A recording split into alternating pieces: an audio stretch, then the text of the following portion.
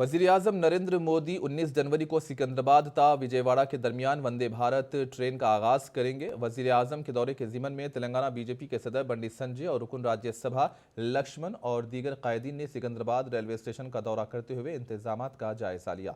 इस सिलसिले में महकमे रेलवे के अहदेदारों से बातचीत हुई। वज़ीर-ए-आज़म अपने इस दौरे के मौके पर 2400 करोड़ रुपये की लागत के रेलवे के मुख्तलिफ तरक्याती कामों का भी आगाज करेंगे, जिसमें 700 करोड़ रुपयों की लागत से सिकंदराबाद रेलवे स्टेशन की तज़यीन नौ सिकंदराबाद ता महबूब नगर के दरमियान डबल रेलवे लाइन और काजीपेट कोच वर्कशॉप का काम भी शामिल है।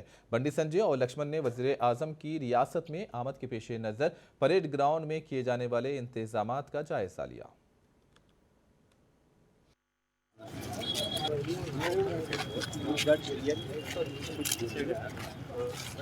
ఫాక్స్ అక్కడ ఉన్నాడు.